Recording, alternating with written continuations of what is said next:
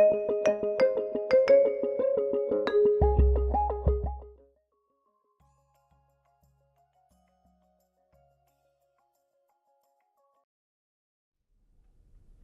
right, well, thank you for joining us today, and thank you for giving me the opportunity to speak to you about a field that I care very much about, which is congenital heart disease in adults. My name is Jamil Aboulhosn. I'm the director of the Amundsen UCLA Adult Congenital Heart Disease Center, which is the first and one of the largest centers in the world dedicated to the care of patients born with congenital heart disease who have now grown up to become adults. I will first start by letting you know about some pertinent disclosures. I do get research funding from a number of sources, but specifically St. Jude Medical and Medtronic. We are involved in trials using some of their devices in congenital heart disease patients, and I will be mentioning the use of some of these devices in this talk. We also want to remind you to please join this conversation. I'm happy to take questions from you and answer questions on Twitter using the hashtag UCLAMDChat. So why don't we start with a historical perspective. First, what is congenital heart disease? Well, congenital heart disease afflicts about 1% of all human beings, which can include anything from a small hole in the heart to a heart that only includes 2 or 3 chambers. All of these fall under congenital heart disease. It's actually the most common affliction at birth is congenital heart disease. Survival into adulthood has now become the norm for most types of congenital heart disease. If you go back to the 1940s and 1950s, before the advent of cardiopulmonary bypass, about 90% of patients born with complex congenital heart disease, these are the blue babies or those born with very abnormal valves or large holes in the heart, those patients did not survive to adulthood. Most of them used to die in infancy or childhood. But because of the advances over the past 70 years, we've seen a complete change in that demographic and a change in the natural and unnatural history of this population. So survival into adulthood has now become the norm for most forms of congenital heart disease. Hence, the population in the United States of congenital heart disease in adults has grown by about 5% per year. And there are now more adults than children with congenital heart disease in the Western world, not just in the United States. Unfortunately, this statistic doesn't actually apply to the developing world, where many of these children do not receive the appropriate diagnosis and intervention in a timely manner. Unfortunately, in certain areas of the world, the demographic patterns are still similar to those that we had here in the 1950s and 1940s. But in the United States, it's been a real success story, as it has been in much of the developed world. As far as patients reaching adulthood with congenital heart disease, if you look at this graph, we have, and this is as of 2010, an estimated 1.3 million adults with congenital heart disease. We estimate that now in 2015, we're up to about 1.5 million adults with congenital heart disease in the United States. This compared to about 800,000 children. About 20,000 new patients per year are coming into care, and many of these patients, about 2/3 of them, have moderate and complex forms of congenital heart disease. And that would mean not a simple hole in the heart, but a very large hole in the heart with high pressures in the lungs, or a patient who is deoxygenated and blue, or a patient who has multiple valve abnormalities. Those kinds of patients are the ones that we are now seeing in clinics like ours. So much of the credit for the success of this field really goes to the early surgical pioneers, such as very famous great surgeons of that early era, Blaylock, Crawford, Gross, among others, really starting in the 1940s. Those surgeons that were operating on congenital heart disease in the 1940s were forced to actually operate outside of the heart because no one had developed a heart-lung machine yet that would allow you to essentially divert blood away from the heart, open the heart, fix a hole inside of it, and then close the heart back up. The development of the cardiopulmonary bypass machine, also known as the heart-lung machine, came in the 1950s.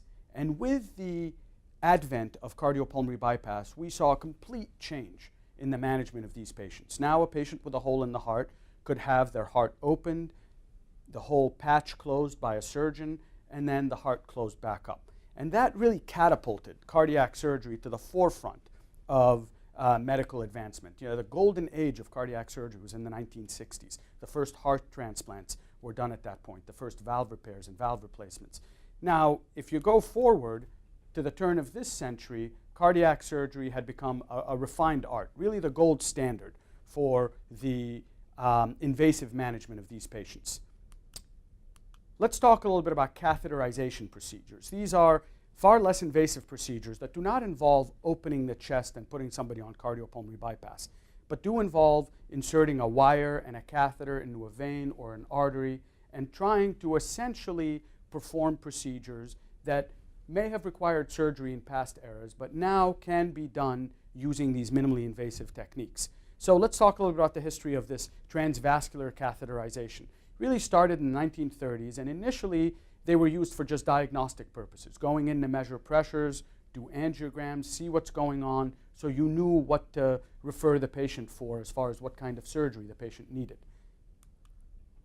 But starting in the late 1960s, we began to see the beginnings of transcatheter interventions in order to actually treat conditions, not just to do diagnostic procedures, but to actually open valves or close holes in the heart. And this is an example of the very first kind of procedure that was done in a congenital heart disease patient. This is a patient who has transposition of the great arteries. Basically, the aorta and the pulmonary artery have switched positions, and so you have two circuits, blue blood and red blood, in parallel. And you need those to mix for the child to survive. And the way you can do that is by actually creating a large hole in the heart between the two upper chambers, using a balloon-tipped catheter, much like this one. So this is really one of the earliest forms of intervention, starting in the 1960s, 1966, and it's called the Raskin balloon septostomy. And we still use it to this day, although it's changed a little bit. The last 2 decades, though, have really witnessed just an explosion of these percutaneous, meaning through the skin, transcatheter interventions, using catheters, tubes, wires, in order to actually change someone's physiology and correct their underlying problem. And this has been catalyzed by several key factors, which I'll go over here. Number one, advances in non-invasive imaging techniques, such as echocardiography, an ultrasound of the heart. This is the workhorse now of cardiology in this kind of structural and congenital heart disease. No patient that comes through our clinic with this kind of problem does not undergo an echo. It's a very standard procedure, and it's really improved immensely our understanding of the anatomy and the physiology of the heart. Now add to that more recent advancements in MRI, CT. They've really allowed us to image the heart and understand the anatomy without actually having to go in to do a diagnostic procedure invasively. We've also had advances in catheter, device, and wire designs,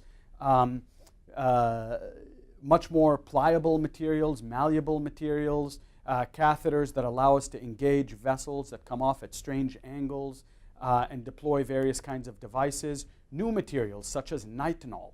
And I'll talk quite a bit about nitinol. Nitinol is an alloy of nickel and titanium in nearly equal quantities. And it's a metal that has two very important qualities, and that's shape memory and superelasticity. So you can actually make a device that has a certain configuration out of nitinol. Say it looks like two umbrellas or a clamshell.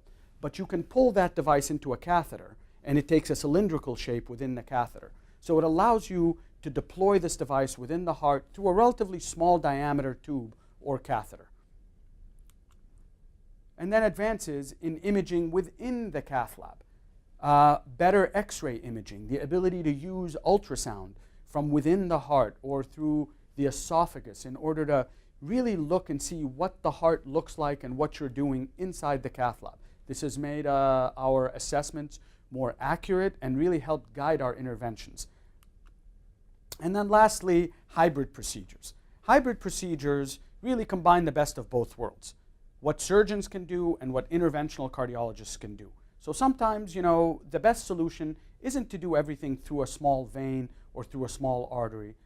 And it's not the best solution to open up the chest completely and put somebody on cardiopulmonary bypass. Maybe a hybrid of the two is what's needed. A small incision in the chest with a catheter being directly inserted into the heart. So we're seeing a lot more of that. And really over the last 5 or 10 years, we have really tried to pioneer this kind of work. Both here and at other centers around the world, you are seeing more hybrid procedures being performed in patients with congenital heart disease. So within the last decade, transcatheter interventions have become increasingly and widely used to treat a large number of congenital lesions.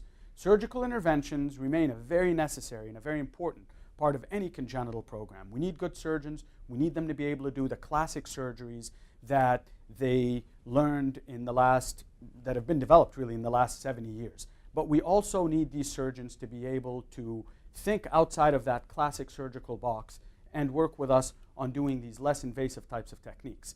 What are the advantages of these transcatheter, less invasive interventions? Well, there are some very clear advantages. A shorter hospital stay. We replace a valve using a transcatheter technique. The patient goes home the next day. It's done with open heart surgery. The patient may be in the hospital for 7 days and in the ICU for 2 or 3 days. Shorter recovery time. It makes a lot of sense. If you only have a very small incision in the skin of the leg or in the neck overlying a vein, you're going to heal from that a lot faster than you are if you have a 10 or 12-inch incision in your chest wall that's cut through the breastbone. Minimal scarring, again, for obvious reasons, and then less pain. So from a patient's perspective, if these kinds of interventions can be done through a less invasive technique, then it certainly is something that is desirable for really everyone involved. Let's go over some cardiac shunts. Shunts are essentially holes in the heart or communications that allow blood to mix from the arterial to the venous circuit. And we have a number of shunts that we can intervene upon using transcatheter techniques as well as surgical techniques. From holes in the upper chambers of the heart, these are called atrial septal defects here. The most common type is this secundum type ASD. And I'll show you some examples of how we can close that using transcatheter techniques. We have ventricular septal defects. These are holes between the 2 lower chambers of the heart, the pumping chambers of the heart. Again, surgical and transcatheter techniques can be used to close many of these types of holes. We also have communications between the great arteries. For example, this is a patent ductus arteriosus. This is a structure that all of us have in utero or as infants, but it closes within a few days of birth. In some patients, it stays open, and it can cause increased flow and increased pressure within the lung circulation. Let me show you some examples of nitinol closure devices. These are the nickel titanium alloy type devices that have that shape, memory, and super elasticity type of quality. And here are a whole slew of nitinol devices, some of which we currently use, some of which were on the market and then were taken off the market, some of which never actually made it onto the market. But this right here, for example, A, is the Amplatzer septal occluder. This is the most widely used device for the closure of holes in the heart. This is another image of this same device. This device is used to close PDAs. This one can be used to close VSDs. This one can be used to close ASDs. So depending on what the hole looks like, how large it is, where it is, we can choose from a number of potential devices, all of which have some of this nitinol material in them in order to actually close the hole. This is what a hole looks like in the heart. This is a CAT scan of somebody with a large atrial septal defect. You see this large hole right here? What I've done here is I've reconstructed a 3-dimensional CAT scan, made a shell of the heart, and then I've taken off the free wall, lateral wall of the heart here, and you're looking into the heart from the left atrium and the left ventricle, and you see this large hole here. So we take a look at this hole and we go, well, you know, it may need surgery, but we may be able to close it using a device. And that's exactly what we've done. In this case, we put in an Amplatzer septal occluder, and we were able to close the hole. This is transesophageal echo here, and which is a very important technique for us. It's an ultrasound probe that is inserted when the patient's asleep down through the mouth into the esophagus and sits right behind the heart. And it gives us moving ultrasound images. So when we put one of these closure devices, we can actually get live images of what things look like and know that the device is sitting in the right place, that it's in a stable position, that there's no residual flow around the device. And nowadays we can even get 3-dimensional images where we can see the device on FOSS. We can look at how the device is straddling the aortic valve here, all of which is important for us in determining whether the device is in the right place. This is an example of a ventricular septal defect. This is a hole between the two lower chambers of the heart. And here we've taken a patient to the cardiac catheterization laboratory, and I have put a catheter in from the femoral artery up around the aortic arch and into the left ventricle. And then we've injected contrast, which is basically iodine, into the left ventricle. And you see that there is a little hole in the heart right there. And we can look at it here from a lateral view, just a different perspective. And you see the hole right there. It looks like a little hose spraying blood from one side of the heart to the other. I'll let it play one more time. Right there. Oh, right there. And there's the hole. So we can send this patient to surgery, or we can do this. Essentially build a railroad from the femoral artery to the femoral vein using a wire that we put up from the artery up into the heart, through the hole, up into the pulmonary artery, and then I snare the wire in the pulmonary artery and then pull it back. So now I've essentially created one long wire that goes from the femoral artery through the heart and then out to the femoral vein. And then over this wire, we're able to actually put up a device, and there's us pulling the wire back. And you notice the heart is beating. The patient is not awake at this point. It would be pretty uncomfortable to be awake for this with the echo probe in the esophagus, but certainly the chest is not opened. And then we go ahead and we put one of these nitinol devices that I talked about, and we close the hole in the heart. So this is a relatively standard procedure now. We have patients who are born with abnormalities of the aorta, something called coarctation of the aorta, a narrowing of the aorta, usually in the region of the proximal descending thoracic aorta.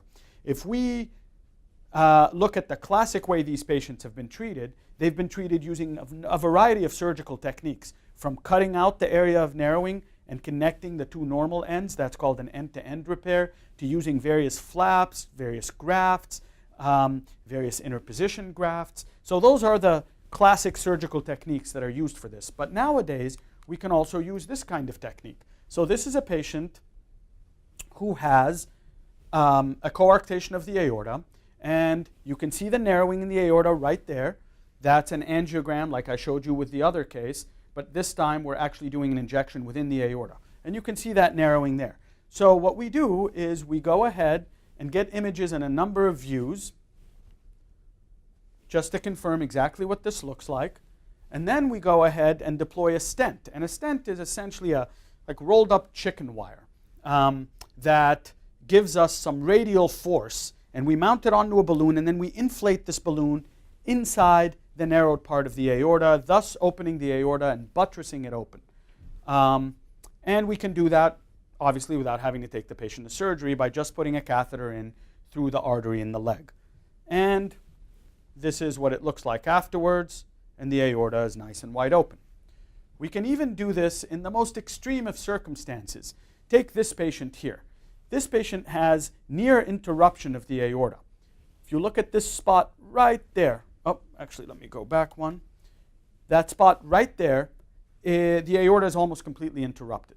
So what we do with a patient like this is we use one of these stents, but instead of using the classic stent which doesn't have any covering on it, we actually order a special stent that has covering on it so that if the aorta were to rip or rupture, the patient does not hemorrhage. So we go ahead and we bring the patient to the cath lab, we do an angiogram, we see that extreme narrowing of the aorta. We then take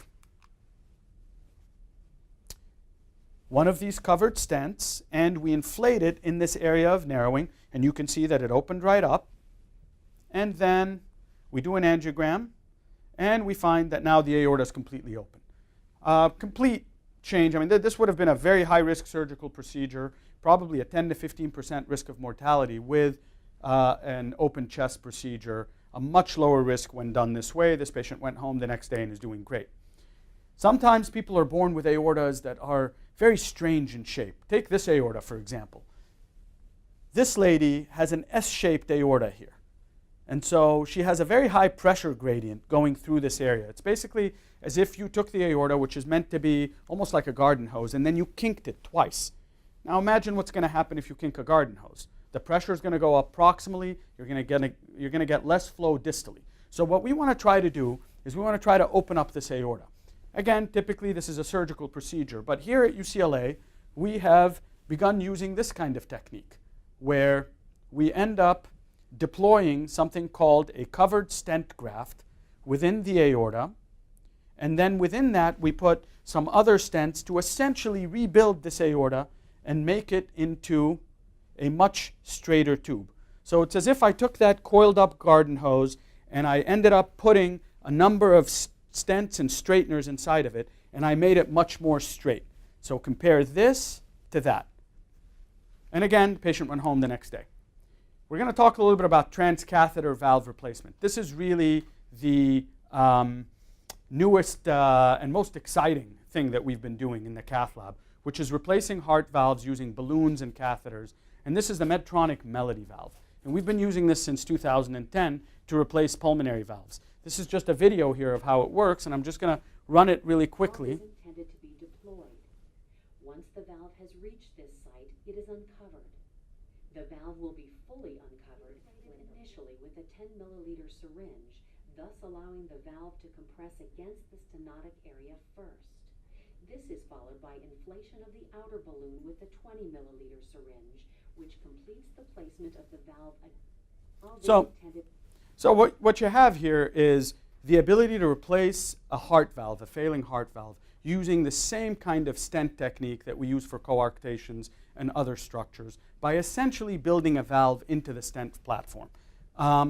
This is an example of what this looks like within a patient. This patient has a narrowed conduit here. We end up putting the Melody valve there and then opening it up, and voila, we have a brand new valve. We can also do this in other positions. This is a patient who had a pulmonary and tricuspid valve that were failing, and we were able to go in and essentially replace both valves using just these transcatheter techniques. This would have been a very extensive operation. Patient would have needed to go through surgery for a fourth or a fifth time. Risk would have been maybe 15–20% risk of mortality with a repeat operation. We can reduce that to less than 1% using these kinds of techniques.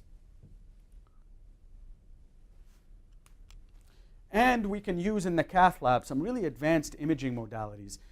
In this case, we have something called rotational angiography that allows us to essentially spin the camera around the patient and develop three-dimensional images right there in the cath lab of exactly what the patient's heart looks like. And this is, for example, a balloon that is up in the pulmonary artery. This is a patient who had a leaky pulmonary valve, and then we replaced the pulmonary valve with one of these Melody valves. And we were able to get beautiful three-dimensional imaging right there to let us know exactly where we are and make this procedure as safe as possible. We can now also take CAT scan and MRI images that were acquired weeks, months, even years before this procedure. We can build a 3D model out of these MRIs and CTs, and then we can actually take that 3D model and we can overlay it onto our X-ray motion camera, so that instead of working in sort of a gray zone through an X-ray, we're now working on a ghost model of this patient's actual heart that is on the field right in front of us. And it's you know, for those of you that enjoy video gaming, this is essentially a very sophisticated, very cool video game that I very much enjoy. And it's amazing what we can do when we combine these technologies and the sort of imaging that we can have. So let's talk a little bit about these hybrid procedures. They are increasingly used to optimize the surgical outcomes of cardiac patients. It involves the collaboration between a surgeon and a cardiologist in the invasive management of the patient, and they're especially useful in patients who have very complicated circulations, are really high risk, the anatomy is very challenging, and it may be difficult to just do the procedure through one or the other of the two approaches, so we combine approaches. And it may reduce the number of true surgical procedures that are needed, and especially the need for the cardiopulmonary bypass pump. The more times you have to be on the heart-lung machine, the more likely it is that the heart will not function as well in the long run. So we want to minimize the number of times that a patient has to go under a cardiopulmonary bypass. So this is an example of a patient who had exactly this kind of condition. Very complicated congenital anatomy, transposition of the great arteries. The surgeon replaced the valve, cleaned out another valve, was able to do a lot of work on this patient, but because of the location of a hole in the heart, a very challenging VSD, it was going to be very difficult to do this surgically without being on cardiopulmonary bypass pump for another hour or two. And so therefore, we come into the operating room with one of our catheter nitinol deployed devices, and we're able to close this hole in the heart using one of these. Actually, in this case, we used 2 different devices. And we actually published this as the first kind of case in this kind of patient using this kind of hybrid technique. And it worked out great, and this young man is doing very, very well. This is another example of a patient who very sadly and unfortunately underwent had a massive heart attack, and we saw that there was a rupture of the wall of the heart, the ventricular septum.